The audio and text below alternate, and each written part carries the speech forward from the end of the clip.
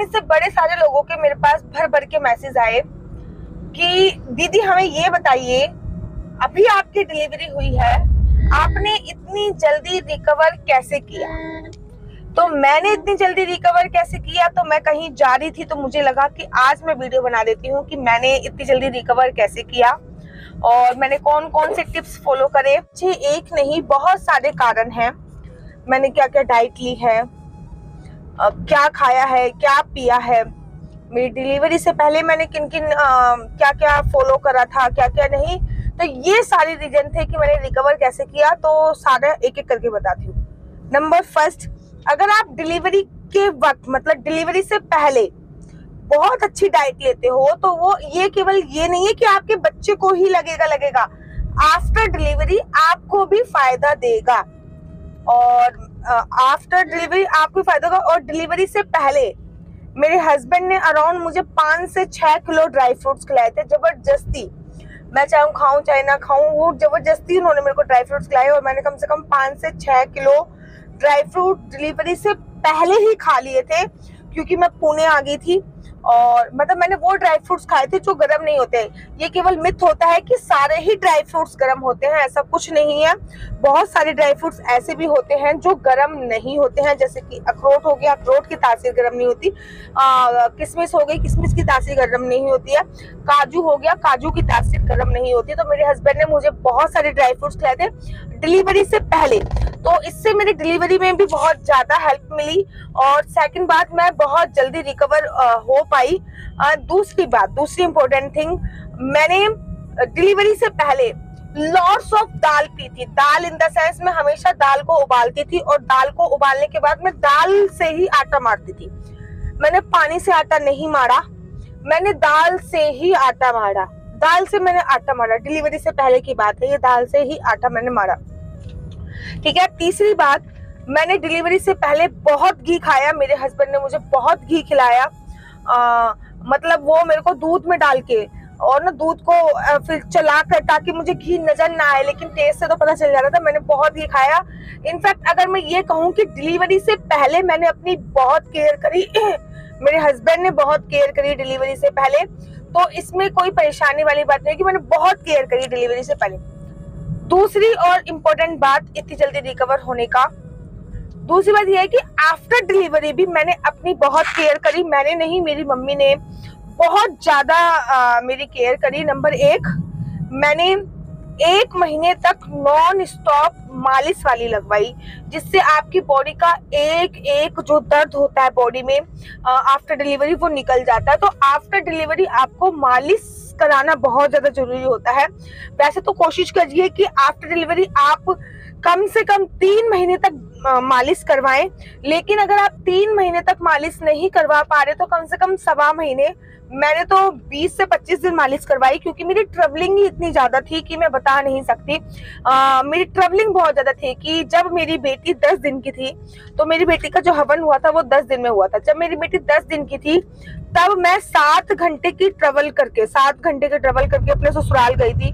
जब मेरी बेटी 11 दिन की थी तब मैंने अपने ससुराल से, गाजियाबाद से, बिजनौर से, मतलब हसनपुर के पास, बिजनौर के पास ही पड़ता है, वहां से मैं दिल्ली आई थी।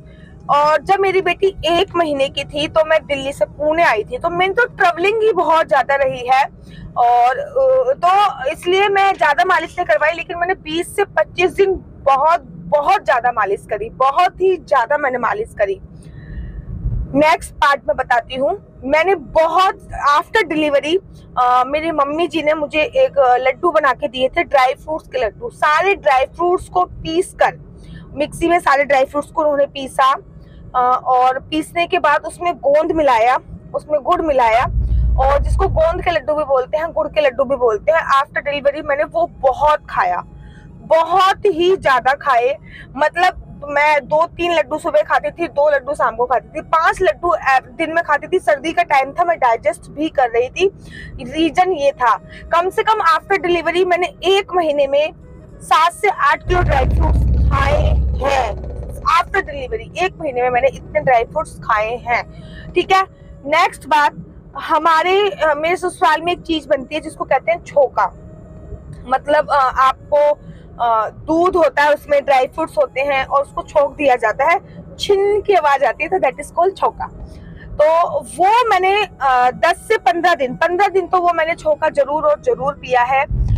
और छौके से कहते हैं, ऐसे मेरी सासू माँ का कहना है, मैंने भी रियलाइज किया ये कि छौके से शरीर का नस का एक एक जो दर्द होता है वो निकल जाता है, शरीर की एक एक नसों से होके वो छौका निकलता है। तो मेरी रिकवरी का एक रीजन ये भी था। नेक्स्ट था, मेरी नॉर्मल डिलीवरी हुई थी, तो नॉर्मल डिलीवरी में वैसे भी सून रिकवर हो जाते, जल्दी रिकवर आप लोग हो जाते हो, तो एक रीजन ये भी था। नेक्स्ट बात थी कि मैंने पूरे 1 महीने तक, एक आधे दिन बेशक रोटी खाई होगी, मैंने पूरे 1 महीने तक रोटी नहीं खाई। मैंने 1 महीने तक दाल, दलिया, खिचड़ी, मैं इसी पे टिकी। हाँ, जब मेरा इन चीजों से मन भर जाता था, जब मेरा इन चीजों से बहुत ज्यादा मन भर जाता था, तो मैं एक आधी रोटी खा लेती थी, लेकिन मैंने बस इन चीजों पे ही मैं डिपेंड रही। मैंने खाया मतलब मैं दूध पीती थी 1 गिलास और दो लड्डू खाती थी, फिर मैं दोपहर को दूध पीती थी 1 लड्डू खाती थी, फिर मैं शाम को दूध पीती थी 2 लड्डू खाती थी। पूरे दिन में 5 लड्डू और 3 बार मैं दूध पीती थी। और इसके बीच में मुझे को दलिया दिया जाता था, बहुत ही पतली सी मेरे को दाल दी जाती थी और खिचड़ी दी जाती थी। तो पूरे 1 महीने मैंने एक आधे दिन मेरा जी भर गया हो तो मैंने रोटी खाई, बाकी मैंने रोटी नहीं खाई। इन चीजों का ही मैंने सेवन किया। इससे मेरी बॉडी को रिकवर होने में बहुत ज्यादा हेल्प मिली और बहुत जल्दी मेरी बॉडी रिकवर हुई।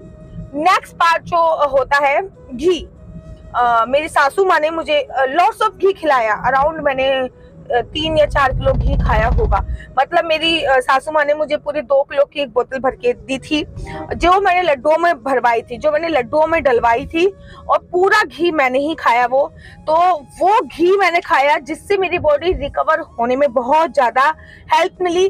अच्छा, मैंने 1 महीने तक अपना बहुत ज्यादा ख्याल रखा।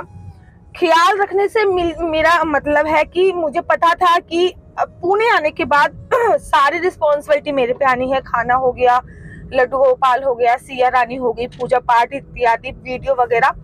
तो इस वजह से मेरे को ये सारी चीजों का मैंने समावेश किया, तो दैट मैंने बहुत जल्दी रिकवर किया। अच्छा, एक चीज मैं आप लोगों को बता दूं, सबसे बड़ी जो चीज है, जो मैंने अभी तक मेंशन नहीं करी, सबसे बड़ी चीज है वो है आपकी विल पावर।